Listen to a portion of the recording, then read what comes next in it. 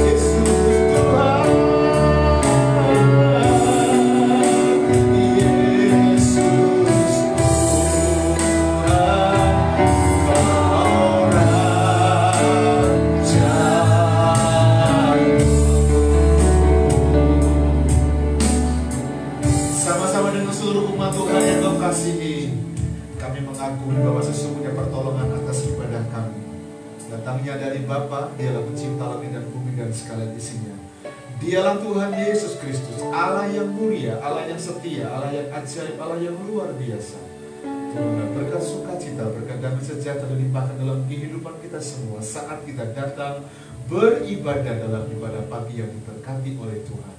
Di dalam berkat nama Tuhan kami berdoa bersyukur. Haleluya. Amin. Silakan untuk Ibu Bapak yang dikasihi Tuhan. Alkitab menjawab dari kitab Mazmur 121 ayat 1 sampai dengan ayat yang ke-8. Demikian firman Tuhan. Nyanyian ziarah. Aku melayangkan mataku ke gunung-gunung, dari manakah akan datang pertolonganku? Pertolonganku ialah dari Tuhan yang menjadikan langit dan bumi.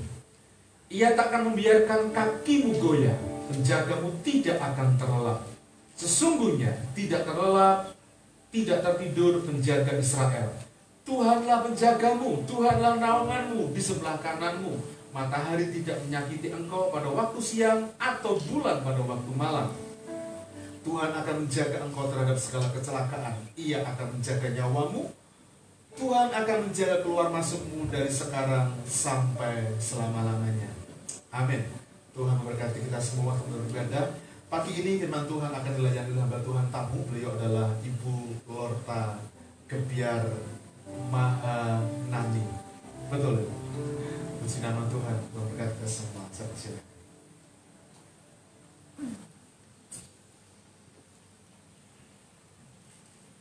Shalom Bapak Ibu yang terkasih di dalam Tuhan, baik yang ada di ruangan ibadah ini maupun yang ada di rumah masing-masing. Mari kita datang kepada Tuhan, kepada Bapa kita yang sungguh baik dalam hidup kita. Bapakku datang. Oh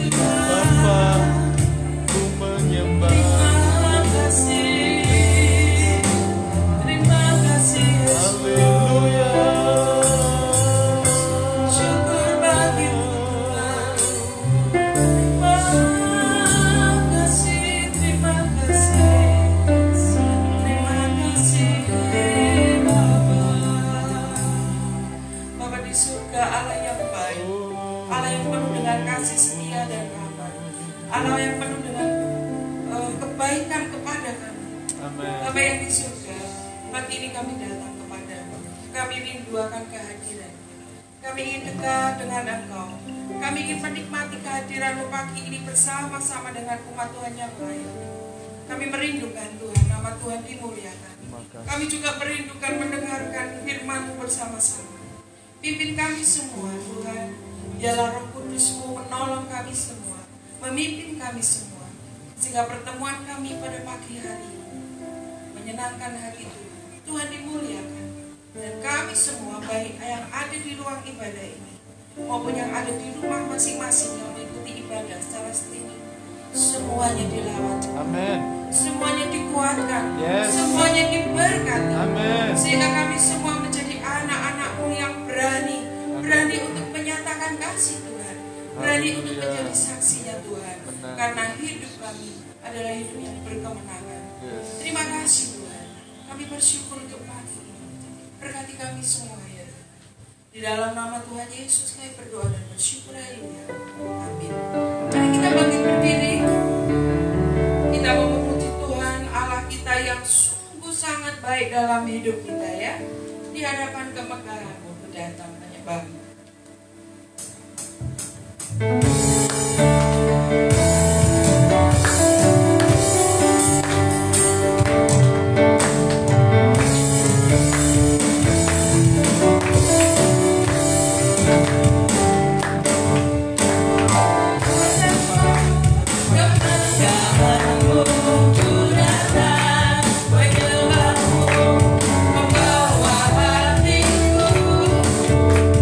Membawa hidupku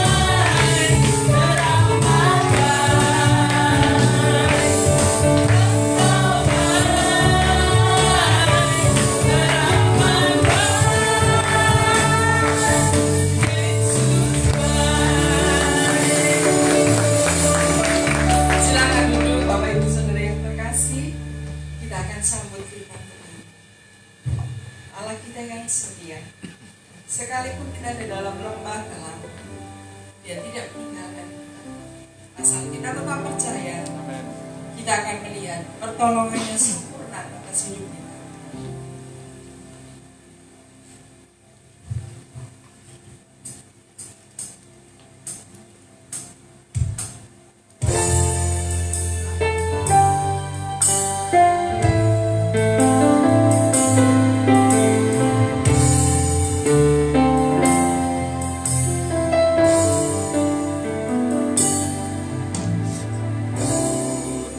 Aku tak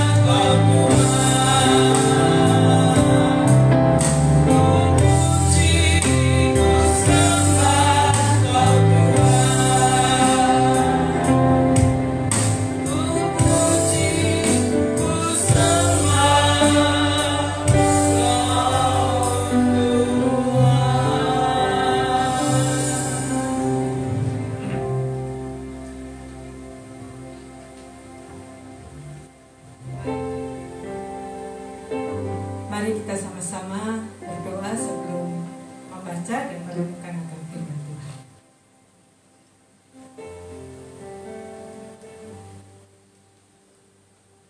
Bapa yang ada di surga,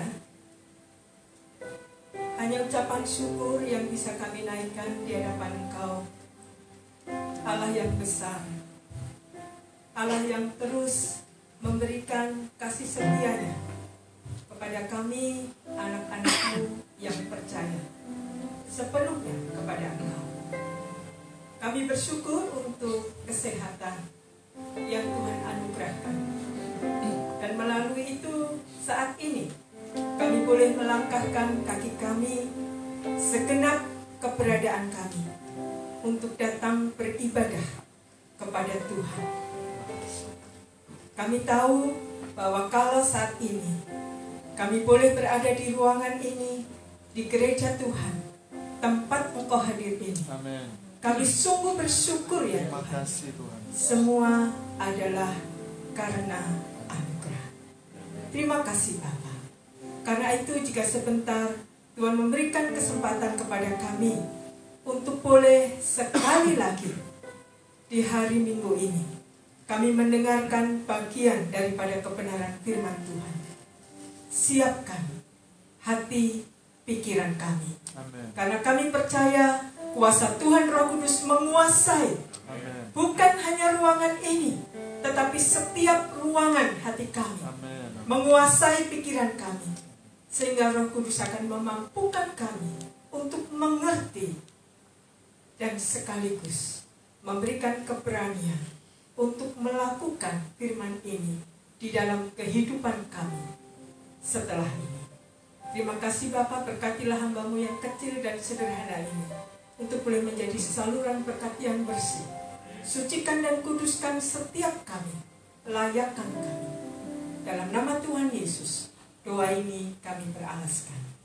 Amin. Amin. Shalom, Shalom. Bapak Ibu dan Shalom. saudara-saudara yang dikasih Tuhan. Juga untuk Bapak Ibu dan juga saudara-saudara seiman yang saat ini ada di rumah dan menikmati persekutuan ini dari tempat duduknya masing-masing begitu ya. Sungguh kita bersyukur, saya secara pribadi bersyukur kepada Tuhan, berterima kasih kepada Pendeta Yermi yang sudah memberikan kesempatan untuk pada saat ini boleh berbagi akan kebenaran firman Tuhan kepada jemaat yang dikasih Tuhan di tempat ini. Nah, Bapak Ibu saudara yang kasih Tuhan, sebelum lebih lanjut saya ingin mengucapkan selamat Paskah ya, Selamat karena Paskah. ini masih dalam rangka Paskah dan masa-masa ini adalah masa di mana kita tetap ya diminta untuk menghayati akan kasih setia Tuhan, pengorbanan Tuhan di atas kayu salib. Nah, hari ini kita akan bersama-sama membaca seperti yang sudah Bapak Ibu Saudara lihat di dalam poster yang ada. Mari kita baca bersama-sama dari Matius pasal 28. Ayat 1 sampai dengan ayat yang ke-10. Ya, kita akan merenungkan bagian firman Tuhan ini melalui tema Jangan Takut. Saya akan bacakan dan kita akan menyimak bersama-sama ya. Demikianlah kebenaran firman Tuhan dari Matius 28 ayat 1 sampai dengan ayat yang ke-10. Kebangkitan Yesus. Setelah hari Sabat lewat, menjelang menyingsingnya fajar pada hari pertama minggu itu, pergilah Maria Magdalena dan Maria yang lain menengok kubur itu. Maka terjadilah gempa bumi yang hebat, sebab seorang malaikat Tuhan turun dari langit dan datang ke batu itu dan menggulingkannya lalu duduk di atasnya. Wajahnya bagaikan kilat dan pakaiannya putih bagaikan salju. Dan penjaga-penjaga itu gentar ketakutan dan menjadi seperti orang-orang mati. Akan tetapi malaikat itu berkata kepada perempuan-perempuan itu, "Janganlah kamu takut, sebab aku tahu kamu mencari Yesus yang disalibkan itu. Ia tidak ada di sini, sebab ia telah bangkit, sama seperti yang telah dikatakannya. Mari, lihatlah tempat ia berbaring. Dan segeralah pergi dan katakanlah kepada murid-muridnya bahwa ia telah bangkit dari antara orang mati. Ia mendahului kamu ke Galilea, di sana kamu akan melihat dia. Sesungguhnya aku telah mengatakannya kepadamu." Mereka segera pergi dari kubur itu dengan takut dan dengan sukacita yang besar, dan berlari cepat-cepat untuk memberitahukan kepada murid-murid Yesus. Tiba-tiba Yesus berjumpa dengan mereka dan berkata, "Salam bagimu." Mereka mendekatinya dan memeluk kakinya serta menyembahnya. Maka kata Yesus kepada mereka, "Jangan takut.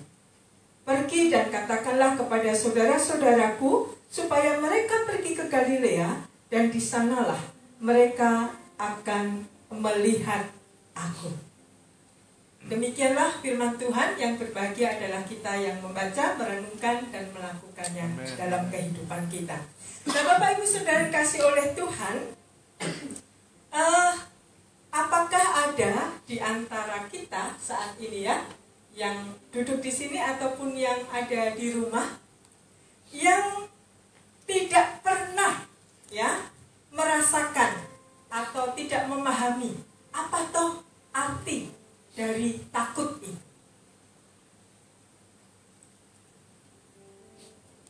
Ya, semua.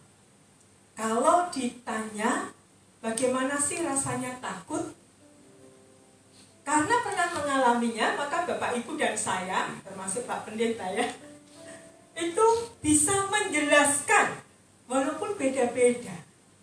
Tetapi kita tahu, oh itu takut. Jadi tidak ada di antara kita yang tidak pernah, tidak merasakan takut atau asing dengan perasaan takut ini. Bahkan sangat mungkin pada saat ini ya, ada di antara kita yang sedang bergumul dengan satu hal tertentu, dan itu membuat kita ada di dalam ketakutan. Jadi ketika mendapatkan tema ini dan di dalam proses mempersiapkan, saya menemukan bahwa tema ini adalah tema yang sangat relevan dengan yang pertama adalah masa sesudah Paskah. Ini minggu kedua ya setelah Paskah. Ketika minggu sesudah Paskah, sesudah kebangkitan Bapak Ibu, maka ada waktu 40 hari di mana Tuhan Yesus itu menampakkan dirinya kepada banyak orang. Bagian yang kita baca tadi adalah salah satu fakta bahwa Yesus menampakkan diri kepada Maria Magdalena dan Maria, ibunya Yakobus. Tapi kita langsung ingat gitu ya, bahwa selama 40 hari itu Tuhan Yesus menampakkan diri kepada siapa saja. Yang pasti kepada murid-muridnya. Yang pertama-tama tidak ada Thomas, tapi juga ada kesempatan Yesus menampakkan diri kepada murid-muridnya, termasuk di hadapan Thomas yang sempat tidak percaya. Kita juga langsung ingat bahwa Yesus ketemu dengan dua orang yang menuju ke Emmaus. Di situ ada percakapan. Kita juga mengingat bahwa Yesus ketemu dengan murid-muridnya di tepi pantai.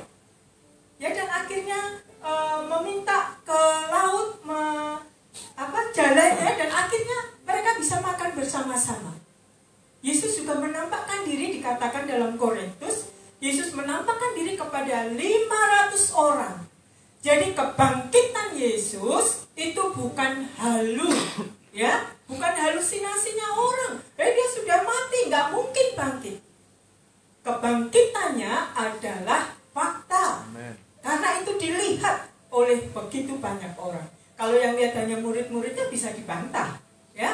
Tetapi yang melihat dikatakan bahwa itu 500 orang, dan ketika ia naik ke surga, nggak tahu berapa orang, ya 500 lebih pasti. Jadi nggak mungkin kan halu bersama-sama begitu ya. Jadi itu adalah fakta. Jadi ini adalah momen yang tepat, ya. Yang kedua, Bapak Ibu, saat-saat ini pesan jangan takut ini itu diperlukan oleh umat seluruh dunia. Bukan hanya orang percaya sesungguhnya, tapi pesan ini sebenarnya perlu didengarkan oleh orang-orang pada zaman ini, memang secara khusus kita orang-orang percaya di masa pandemi ini. Terus terang ini adalah ibadah onsite saya yang pertama ya. Karena sebelumnya selama setahun ini saya merinding saya melayani ibadah, saya diundang pelayanan untuk menyampaikan firman di depan guru-guru dan lain sebagainya. Itu kalaupun siaran langsung seperti ini ya memang tidak berhadap. Yang saya hadapi ya yang tugas-tugas itu ya, yang kendalikan IT gitu. Ketika diundang di luar kota pun ya sama. Terus terang saya memilih untuk Zoom atau Jimit gitu ya. Walaupun diberi kesempatan untuk pergi yang luar kota, saya memilih untuk tidak pergi. Begitu. Nah, pada masa ini memang ada ketakutan, disadari atau tidak. Karena apa? Ini adalah masa transisi, masa perubahan yang besar. Ada banyak kebiasaan dan budaya baru yang Bapak, Ibu, dan saya harus mulai cermati. Ya, di sini nggak ada yang nggak bermasker ya, kecuali saya. Gitu, oh ya, saya dengan Pak Pendeta ya. Hati-hati loh Pak, kita dekat ya. Lebih baik dipakai maskernya. Nah, jadi memang ini masa perubahan, transisi yang begitu luar biasa untuk umat seluruh dunia dan untuk kita orang yang percaya. Dan kita sedang tidak tahu loh ke depan akan seperti apa. Benar-benar tidak bisa memastikan, ada bayangan tetapi kita tidak bisa memastikan. Jadi wajar kalau kemudian muncul ketakutan-ketakutan dan entah itu sesuatu yang berlebihan atau normal, tetapi kita ada di dalam ketakutan karena perubahan yang begitu drastis di dunia ini. Seperti membalik telapak tangan perubahannya. Ya, nggak ada namanya pelan-pelan, nggak ada. Tiba-tiba Maret, jerak, semuanya kegiatan tidak bisa dilakukan dengan normal. Nah, Bapak Ibu sudah dikasih oleh Tuhan. Kisah perempuan dalam bacaan ini setidaknya memiliki kemiripan. Memang jauh dari kesamaan, tetapi memiliki kemiripan. Yaitu apa? Maria Magdalena, Maria Ibu Yakobus, dan orang-orang percaya zaman itu sedang mengalami perubahan hidup yang drastis. Yaitu bahwa Yesus pribadi yang selama ini ada bersama-sama dengan mereka, ya, yang dekat, itu mati. Dan untuk Maria Magdalena, ini adalah perempuan yang sangat dekat dengan Tuhan Yesus. Saya sempat mendengarkan khotbah Pendeta Yerni di minggu yang lalu, begitu ya. Di situ dikatakan memang bahwa Maria Magdalena ini adalah perempuan yang sebelumnya dirasuk oleh 7 roh jahat. Dan dia dimerdekakan, dibebaskan oleh Tuhan Yesus dari kuasa kegelapan. Dan kemudian setelah dia dimerdekakan di dalam Kristus itu, dia banyak mengasihi dengan melayani akan Tuhan Yesus di dalam pelayanannya. Bahwa Maria Magdalena ini, Bapak Ibu, itu adalah saksi pelayanan, saksi mujizat daripada Tuhan Yesus. Dan sekaligus dia itu saksi penderitaan daripada Tuhan Yesus. Dia tahu Tuhan Yesus disiksa, dia ada di bawah kayu salib ketika dia naik ke surga, ketika dia naik ke atas kayu salib. Dia saksi dari kematian daripada Tuhan Yesus. Jadi dia tahu dengan pasti bahwa kemana mayat Yesus itu dibawa, dia adalah saksi. Dan Bapak Ibu bisa bayangkan betapa besar perubahan hidup yang sedang dia hadapi. Dari dia memiliki pribadi yang begitu dia kasihi dan mengasihi dia, dan dia ikuti sekian lama, dan sekarang pribadi yang tempat dia mengasihi, melayani itu tidak ada lagi. Tidak cuma dia disalibkan, tapi dia mati. Tidak hanya dia mati. Nah, kisah berikutnya ini, maka kita akan lihat ya, bagaimana ketakutan-ketakutan yang dihadapi oleh Maria Magdalena ini. dalam kedukaan yang begitu besar, Allah yang dia kenal Maha Kuasa, melakukan banyak mujizat, kini terbaring di dalam kubur.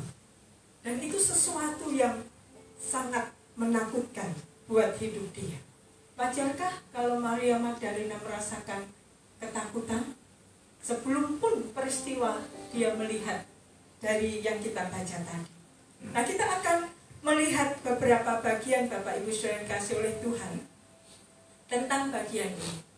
Nah, perasaan takut adalah salah satu dari perasaan utama yang biasa kita kenal. Perasaan apa saja? Hal lain yang, perasaan lain yang Bapak Ibu kenal, yang utama. Selain ketakutan ada senang, bahagia, ya, gembira. Itu adalah perasaan utama. Tapi juga ada, kita sering mudah untuk mengenali juga kesedihan. Ada kebahagiaan, kesedihan, dan juga kemarahan. Selain juga ketakutan ini. Jadi ketakutan adalah salah satu dari 4 perasaan primer atau utama yang dialami oleh manusia. Dan ini adalah salah satu perasaan tertua yang dirasakan oleh manusia. Kalau kita melihat kembali ke belakang kejadian, ya, khususnya pasal 3, kalau pasal 1, pasal 2 isinya bahagia, ya. Tapi ketika masuk kejadian pasal 3, ketakutan mulai masuk. Ketakutan muncul karena apa? Kalau dalam kisah kejadian 3 ini jatuh di dalam dosa. Jadi ketakutan adalah perasaan yang cukup tua atau bahkan paling tua di antara perasaan-perasaan yang lain. Dan yang mengalami pertama adalah makhluk ciptaan Tuhan yang pertama juga, ya. Adam dan Hawa waktu jatuh ke dalam dosa karena melanggar akan firman Tuhan. Dan dalam sejarah Alkitab, kita akan melihat tokoh-tokoh besar, Bapak Ibu, yang ada dalam Alkitab, itu sesungguhnya juga mengalami ketakutan demi ketakutan. Saya sempat searching gitu, ya. Saya hanya ketik kata takut di Alkitab elektronik saya. Berapa ayat yang muncul?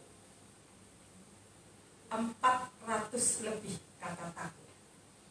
Nah, kalau dilihat lagi, ada takutlah, ketakutan gitu, ya, tidak cuma takut, akan muncul 500 lebih. Jadi memang kalau diukur dari tebalnya Alkitab ini juga itu sedikit, Bu, gitu, ya. Tetapi itu juga banyak. Dari Kejadian sampai Wahyu, semuanya ada kata takut, takutlah, ketakutan. Jadi ini sesuatu yang juga populer ternyata di dalam Alkitab. Dan kita mengingat ada Daud pernah takut, ya, ada Abraham pernah takut, Elia takut sampai depresi, begitu, ya. Dan ada tokoh-tokoh lain yang mengalami ketakutan diceritakan oleh Alkitab. Apakah mereka orang-orang yang lemah iman, tokoh-tokoh yang lemah iman? Enggak loh Bapak Ibu. Mereka adalah tokoh-tokoh yang kuat, yang disebut Bapak beriman, yang kalau maju perang berani nomor 1. Mereka punya kekuasaan, kekayaan yang hebat, tapi tetap ada takut. Jadi takut itu sesuatu yang normal, yang wajar di dalam kehidupan manusia, termasuk orang-orang percaya, termasuk kita yang ada di zaman ini. Nah, mari sekarang kita bersama-sama lihat kisah Maria Magdalena dan Maria Ibu Yakobus ini, begitu, ya. Di dalam ayat 5 tadi kita membaca demikian. Akan tetapi malaikat itu berkata kepada perempuan-perempuan itu, "Janganlah kamu takut, sebab aku tahu kamu mencari Yesus yang disalibkan itu. Ia tidak ada di sini, sebab ia telah bangkit sama seperti yang telah dikatakannya. Mari, lihatlah tempat ia berbaring. Nah, Bapak Ibu Saudara yang dikasihi oleh Tuhan Yesus. Ya, seseorang bisa takut di dalam kehidupannya. Pertanyaannya adalah, Maria Magdalena dan Maria yang lain atau Maria Ibu Yakobus ini, itu takut terhadap apa? Menurut Bapak Ibu dan saya gitu ya, itu takut terhadap apa? Apakah Maria ini takut karena dia mengalami gempa yang hebat? Apakah Maria takut karena dia melihat malaikat turun dari langit, kemudian menuju ke batu itu, menggulingkan, lalu duduk di atasnya? Atau dia takut karena isi ya berita yang dibawa oleh malaikat ini? Ada 3 hal yang mungkin bisa kita gumulkan. Ini Maria takut terhadap apa toh sebenarnya, kok malaikatnya ngomongnya jangan takut gitu ya. Berarti kan malaikatnya ngerti nih kondisi daripada emosi, perasaan daripada Maria begitu. Dan dia kemudian mengatakan jangan takut ini. Ya, seseorang memang bisa takut karena bencana alam, Bapak Ibu. Saat ini kita juga berduka ya. Kita di sini berduka, sementara saudara-saudara kita yang di Malang, karena tadi malam ada gempa yang cukup besar, beberapa teman confirm begitu ya, yang ada di Jawa Timur. Kita di sini sedih, mungkin tidak merasakan ketakutan, tapi yang di sana, Bapak Ibu, karena bencana ini, mereka sangat mungkin begitu ketakutan. Juga kita selesai mendengarkan sebelum ini, kita masih melihat NTT, begitu berat ya. Melihat video-video yang dikirim oleh adik-adik KTP saya yang ada di Kupang, yang ada di Waingapu, teman yang ada di Alor, berat sekali. Pasti mereka ketakutan. Nggak mungkin enggak. Kita di sini sedih, tapi yang di sana ketakutan luar biasa. Jadi, apakah Maria pun mengalami ketakutan karena dia mengalami bencana ini, gempa? Mungkin sekali dia takut dengan hal itu. Dan dia sebelumnya juga mengalami ya, ketika Yesus mati ya, itu muncul terjadi gempa dan dia pasti juga merasakan hal itu.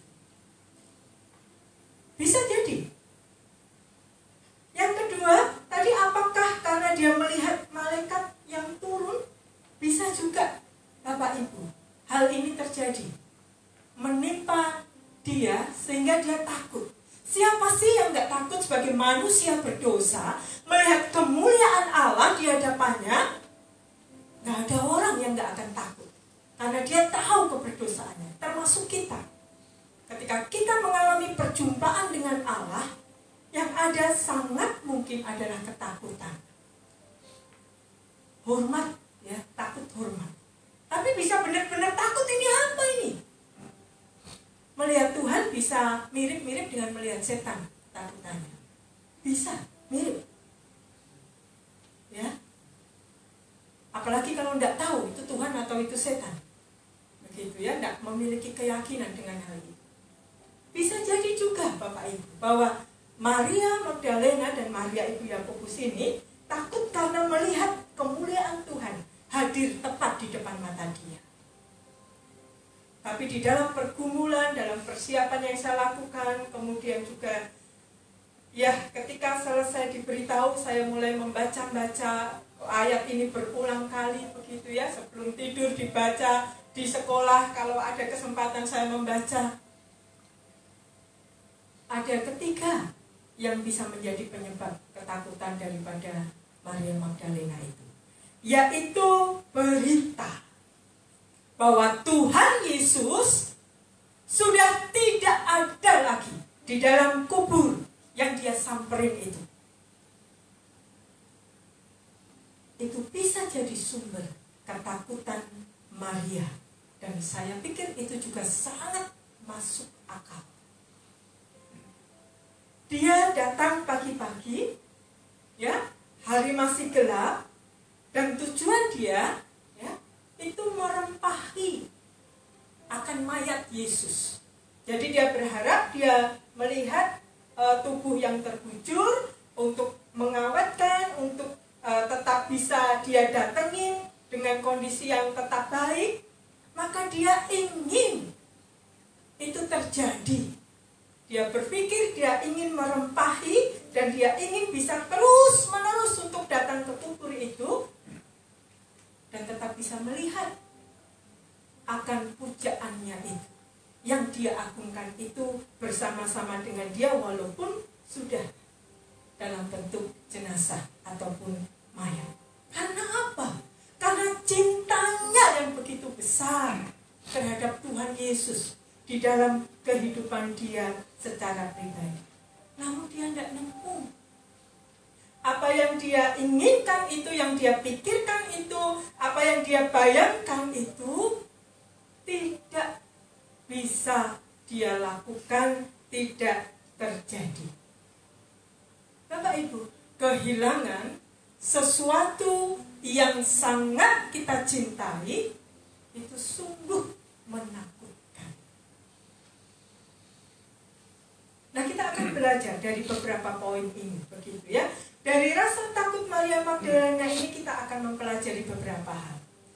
Kenapa Maria Magdalena dikatakan jangan takut dan kenapa dia takut?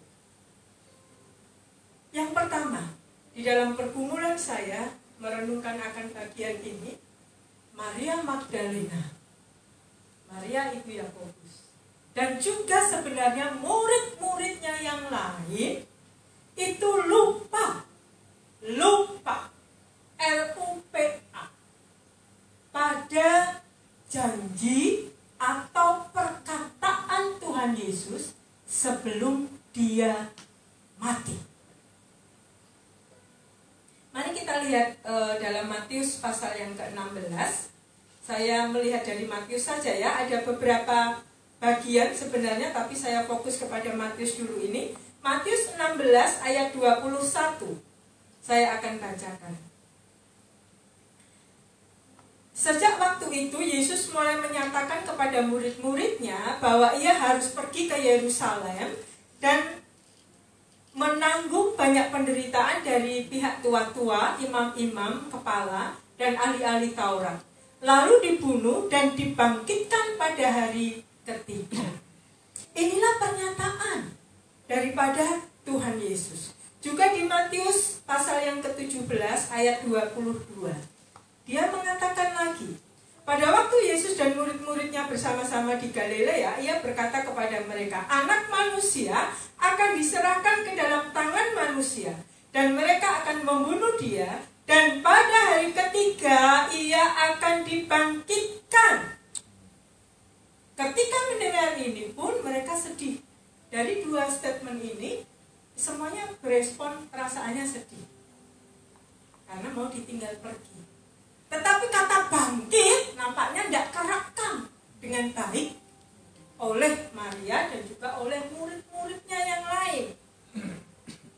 Nah Bapak Ibu, jika Maria Magdalena merekam dengan baik dan ingat janji itu, pernyataan itu, maka dia akan datang ke kubur Tuhan Yesus itu dengan tujuan yang pasti beda.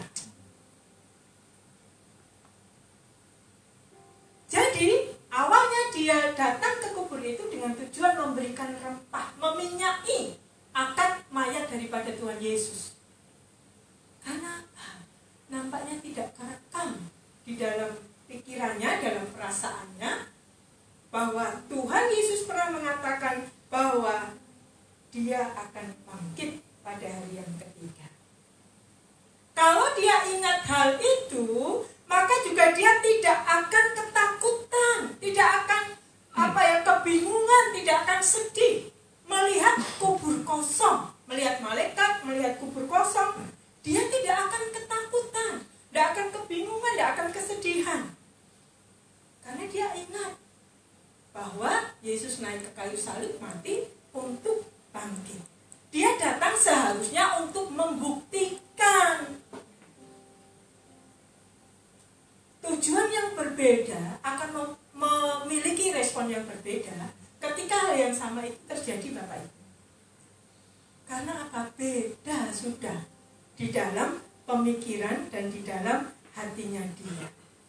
Ketika dia melihat kubur kosong, seharusnya dia akan bersuka cita. Karena apa? Apa yang dikatakan oleh Tuhanku itu terjadi. Dia bangkit, dia tidak ada di kuburnya. Tapi bukan itu yang terjadi. Karena dia lupa akan perkataan dan janji-janji Tuhan. Jadi ketika melihat fakta itu, yang terjadi apa? Dia takut. Karena mayat yang ingin dia datangi itu sudah tidak ada di tempat. Dia hanya melihat kain lampin, ya, kemudian penutup kepalanya tergeletak. Dalam Yohanes dikatakan seperti itu. Nah, demikian juga dengan kita, Bapak Ibu Saudara. Ketakutan-ketakutan dalam hidup saya dan hidup Bapak Ibu seringkali karena kita tidak ingat. Bisa jadi kita ingat, tapi kita tidak menghayati. Kita tidak hidup di dalam apa yang dikatakan oleh Tuhan Yesus itu. Atau secara rohani kita bisa katakan bahwa kita tidak mengimani apa yang dikatakan oleh firman Tuhan.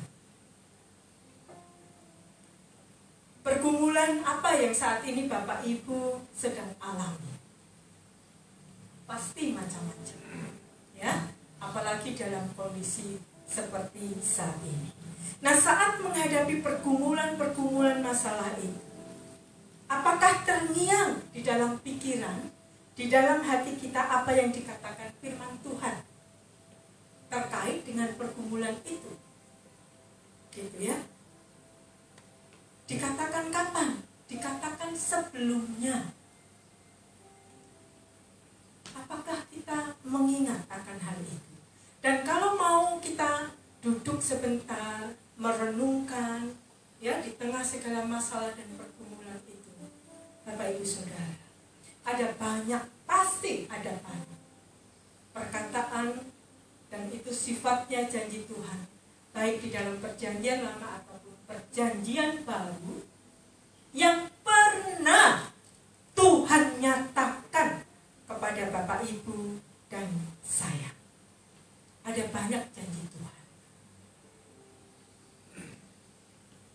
Pertanyaannya adalah apakah itu kerekam? Ketika itu kerekam dan kita mengalami sesuatu yang membutuhkan Tuhan, apakah itu kemudian keluar, ingatan itu keluar, dan kita menghayati, kita mengimani akan janjinya Tuhan itu. Saya ingin tunjukkan beberapa janji Tuhan, ya. Saya percaya Bapak Ibu sudah memiliki juga janji-janji Tuhan. Janji keselamatan pasti, ya, kita dapatkan ketika kita percaya. Janji pengampunan. Kalau kita mengaku dosa, maka Dia setia dan adil. Dan Dia tidak akan ingat-ingat lagi. Tapi Tuhan akan memberikan pimpinan untuk kita jalan ke depan. Dia juga memberikan janji untuk pemeliharaan. Mari kita lihat dari Ibrani, ya. Satu bagian firman Tuhan, janji penyertaan, janji pemeliharaan Tuhan. Ibrani 13, Bapak Ibu. Ini hanya sedikit janji Tuhan, ya, yang gentle reminder aja, ya. Kita mencoba mengingat pada kesempatan pagi hari. Ibrani pasal 13, saya akan bacakan ayat yang ke-5. Janganlah kamu menjadi hamba uang dan cukupkanlah dirimu dengan apa yang ada padamu.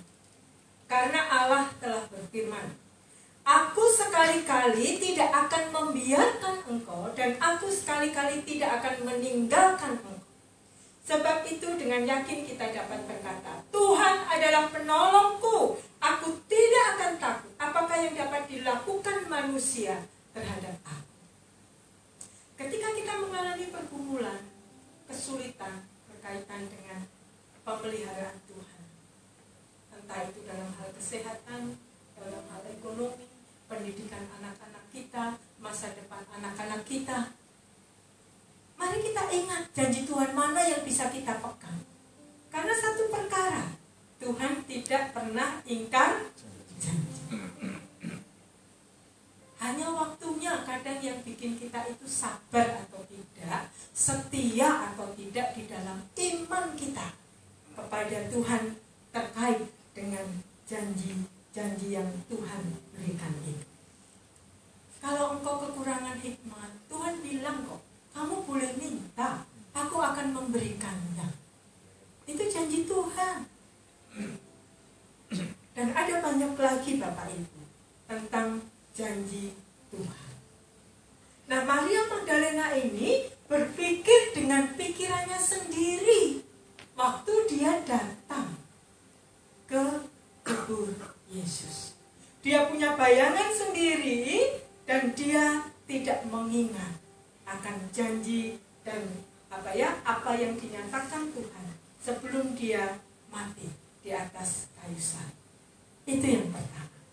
Ya, bahwa apakah kita ya seperti Maria Magdalena dan Maria Ibu Yakobus ini ingat akan janji Tuhan. Ketakutan kita sumbernya dari mana? Yang kedua, ketakutan itu yang kedua adalah kehilangan Tuhan. Kehilangan Tuhan, tidak dekat dengan Tuhan di dalam kehidupan Bapak Ibu dan saya adalah hal yang paling menakutkan. Seharusnya. Saya ngomong seharusnya kenapa? Karena permisi kata, saat ini dalam realita kehidupan kita menemukan ada orang-orang yang mengaku Kristiani, mengaku bertuhan, dan Tuhan itu ada Tuhan Yesus, juru selamatnya adalah Yesus, tapi sesungguhnya tidak menghadirkan Tuhan secara real di dalam perjalanan hidupnya. Dan ketika masalah datang, itu bisa menjadi sumber besar untuk ketakutan yang muncul. Karena apa? Kehilangan, atau lebih tepatnya buat saya menghilangkan, menjauhkan Tuhan dari kehidupannya secara pribadi. Apakah Tuhan Yesus ada di dalam kehidupan kita pada saat ini? Apa buktinya? Orang akan bertanya, ya, Tuhan Yesus ada dalam hidupku. Apa buktinya? Bapak Ibu Saudara yang kasih oleh Tuhan, zaman ini godaan besar manusia adalah hidup mengandalkan akan dirinya sendiri dan teknologi. Teknologi bisa jadi Tuhan buat banyak orang, tak terkecuali bisa menggeser Tuhan Yesus dalam hidup orang-orang percaya, dan akhirnya meletakkan imannya itu kepada kemampuan diri dan kepada teknologi.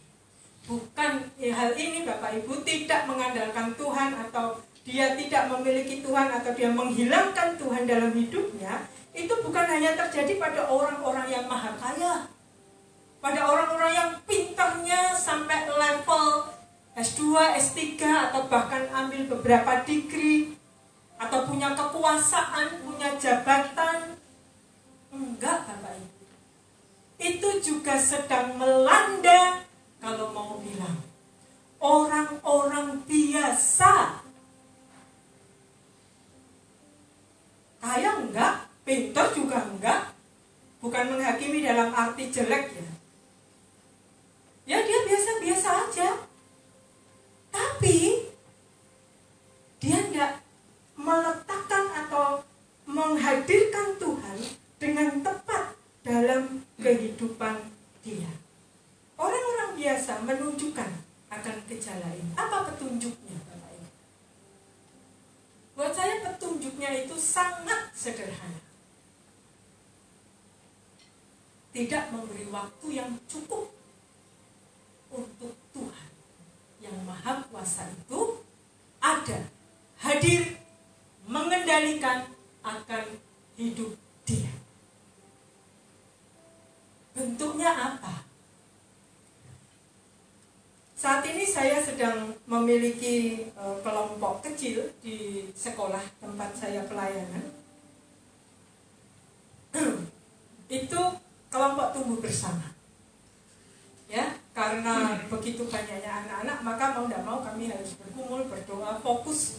Siapa sih yang perlu untuk di KTB masuk dalam kelompok tumbuh bersama ini? Dan akhirnya kami memutuskan untuk meng-KTB itu pengurus OSIS, baik SMP ataupun SMA. Karena apa? Ingin di dalam kehidupan anak-anak yang masih belia ini, sejak mereka kecil, sejak mereka remaja, tidak akan pernah menjauhkan diri dari Tuhan, menghilangkan Tuhan dalam hidup dia, tapi terus membangun relasi dengan Tuhan di dalam kehidupan mereka secara pribadi. Entah mereka jadi apapun nanti, jadi penguasa, jadi orang kaya, jadi orang-orang yang memiliki kuasa untuk mengambil keputusan, mereka menjadi pribadi yang tetap meletakkan Tuhan di atas kepintaran, kekayaan, kekuasaan yang mereka miliki. Dan itu tidak mudah. Tidak mudah. Bapak Ibu Saudara yang kasih oleh Tuhan, di antara kita, ya ini sedikit orang, siapa yang masih, jawab dalam hati saja ya, siapa yang masih memiliki waktu teduh secara private dengan Tuhan? Tidak cuma saat teduh, tapi waktu doa secara pribadi. Kalau hamba Tuhan masuknya ke PA gitu ya, saya akan tanya apakah masih memiliki waktu PA, menggali kebenaran firman Tuhan. Bapak Ibu Saudara yang kasih oleh Tuhan, kalau mau ngomong relasi dengan Tuhan, sebenarnya juga kalau saya relasi dengan sesama mirip sih ya. Itu adalah, kita sering kan ngomong ya, yang penting kan kualitas. Waktu dengan anak, waktu dengan suami, dengan istri, yang penting kan berkualitas. Bapak Ibu, waktu yang berkualitas dalam sejarah hidup saya, baik relasi saya dengan Tuhan ataupun relasi saya dengan sesama, yang berkualitas itu semuanya, saya katakan semua relasi saya yang saya katakan berkualitas, itu semuanya kuantitasnya tinggi. Sering ketemu, sering telepon, sering ngobrol, sering jalan bareng, makan bareng, ngomongnya mungkin tidak berkualitas loh justru. Ngomongnya itu guyon, canda, ngekek-ngekek, yang tidak penting menurut orang. Tetapi itu menunjukkan kualitas relasi. Bapak Ibu, kalau kita tidak dekat dengan Tuhan kita, ngomong kita itu akan formal. Ngomong kita itu akan to the point. Waktunya pendek, yang penting aku menyampaikan, aku ini punya masalah ini. Aku pun bersyukur ya apa yang itu ya. Cepat sekali dengan Tuhan ini. Tapi kalau kita memiliki kualitas yang baik dengan Tuhan, Bapak Ibu tidak rela kalau hanya sebentar. Pasti tuh, tidak rela kalau kasih waktu sama Tuhan itu hanya sebentar. Setor mulut ya, setor doa. Enggak. Saya punya satu anak KTB yang ketika kami ber-KTB membuat saya cukup merinding. Ini masih SMP kelas 7. SMP kelas 7 yang saya ingat ini ya, yang saya ceritakan. Apa makna doa buat kamu? Dia jawab satu kata, curhat.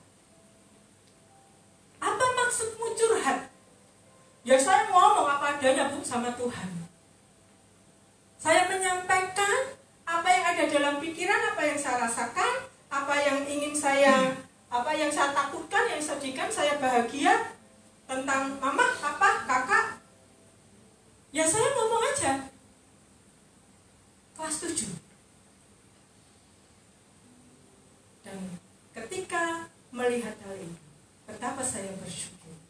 Tuhan, yuk kita terus bareng-bareng menolong anak-anak muda ini untuk terus-menerus dalam hidupnya memiliki relasi yang berkualitas, dan itu ditentukan dengan kuantitas.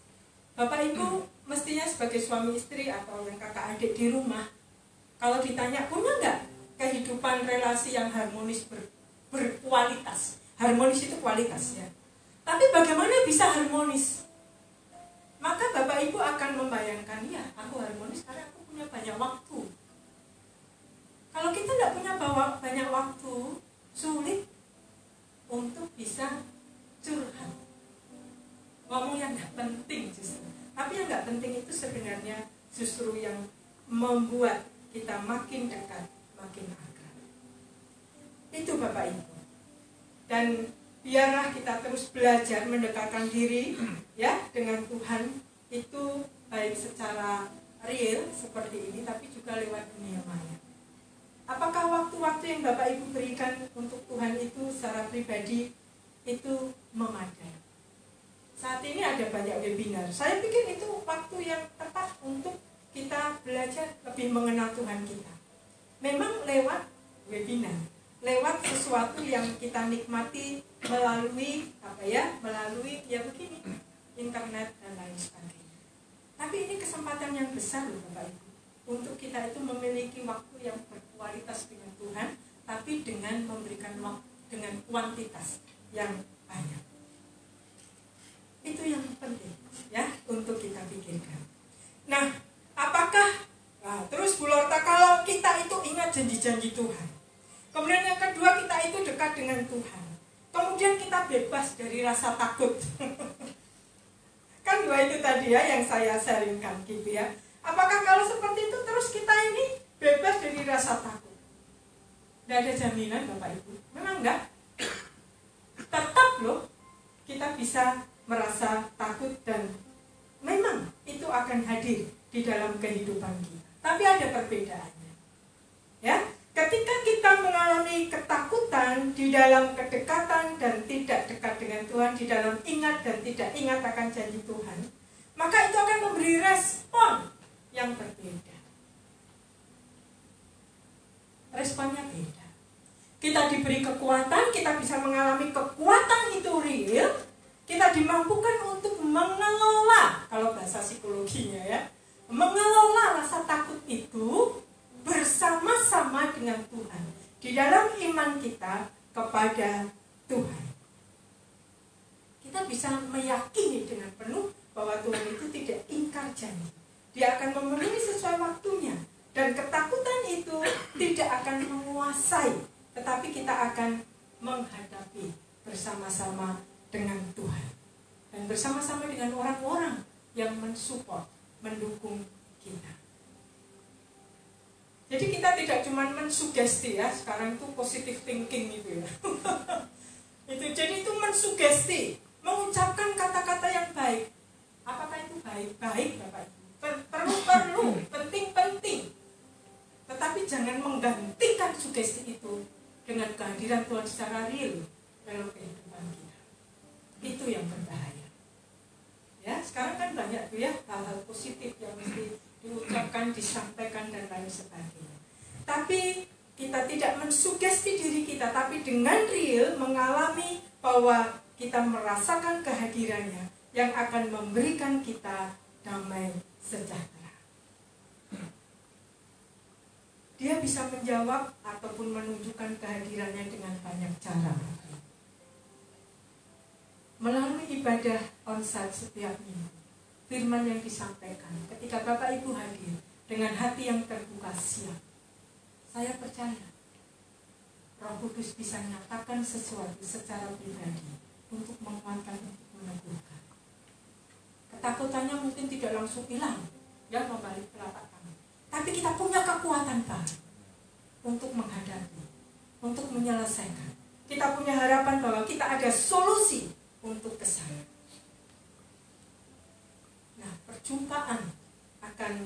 Maria Magdalena dan Tuhan Yesus ini memberikan damai sejahtera. Memang yang mengatakan jangan takut bukan hanya malaikat ya, tapi kemudian mereka bertemu dengan Tuhan Yesus sendiri, dan Tuhan Yesus mengatakan hal yang signifikan dengan apa yang dikatakan oleh malaikat.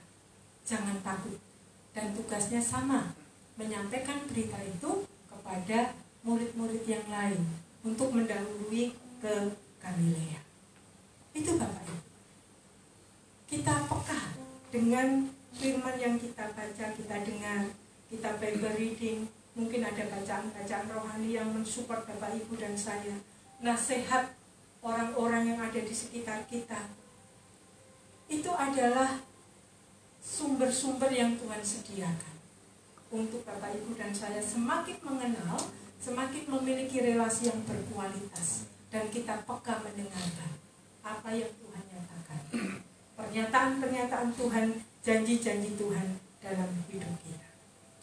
Bapak Ibu sering kasih Tuhan, Yesus sudah bangkit. Dia tidak cuma bangkit, nanti kita akan mengingat bahwa dia adalah pribadi yang akhirnya naik ke surga.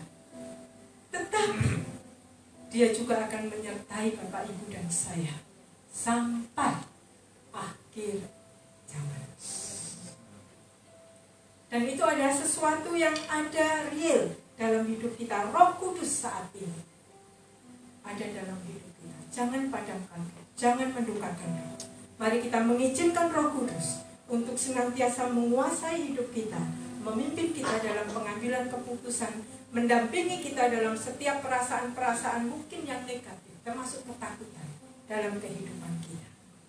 Mari kita mengingat bersama-sama bahwa Dia sudah mengusir, Dia sudah mengalahkan kegelapan, mengalahkan kematian, dan memberikan kita kemenangan, memberikan kita kemerdekaan atas dosa dan keselamatan hidup kekal. Itu dijanjikan oleh Tuhan untuk setiap kita yang percaya kepada Dia. Bapak Ibu saudara yang kasih oleh Tuhan, mari kita berserah hanya kepada Dia, termasuk menyerahkan ya perasaan-perasaan atau ketakutan-ketakutan kita, dan coba terus bergumul di dalam ketakutan-ketakutan itu, mengingat janji Tuhan, dan imanilah, jangan takut. Dia sudah gak ada di sini memang, tapi Dia tetap menyertai Bapak Ibu dan saya. Bahkan ketika Tuhan Yesus naik ke surga, memberikan mandat penginjilan kepada murid-murid dan orang yang hadir di sana, Dia memberikan janji, memang beritakanlah Injil, aku akan menyertai engkau sampai akhir zaman. Dan itu adalah senjata yang besar untuk kita, untuk mengimani. Jangan takut, Tuhan beserta kita. Puji Tuhan. Amin. Mari kita meneduhkan diri kita.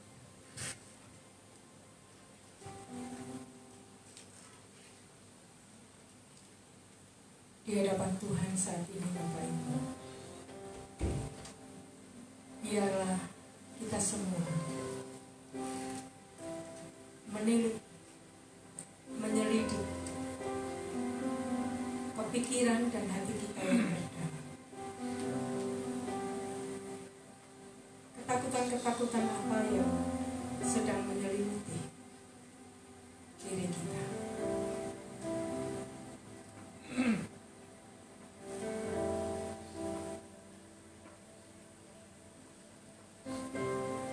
Kita juga mencoba untuk memanggil memori-memori yang pernah ada di dalam diri kita, mengingat akan firman Tuhan yang pernah kita dengar, kita baca, yang itu dapat membawa damai sejahtera di tengah ketakutan yang sedang kita hadapi.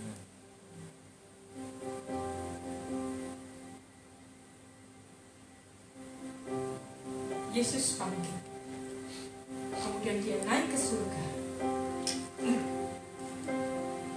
Dia berjanji menyertai, dan dia sungguh-sungguh menghadirkan Tuhan Roh Kudus bagi orang percaya di segala zaman.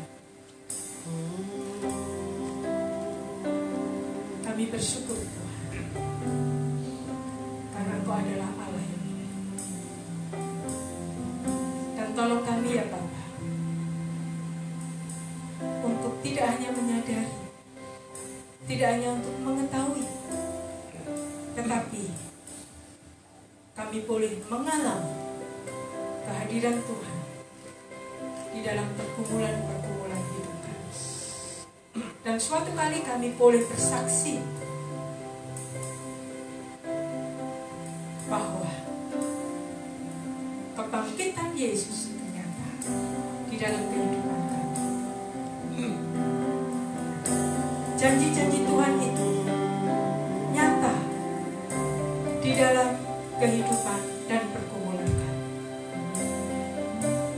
Terima kasih Bapa, terima kasih Yesus, terima kasih Roh Kudus untuk kehadiran bagi kami. Dalam nama Tuhan Yesus, doa ini kami beramaskan. Amin. Tuhan Yesus memberkati.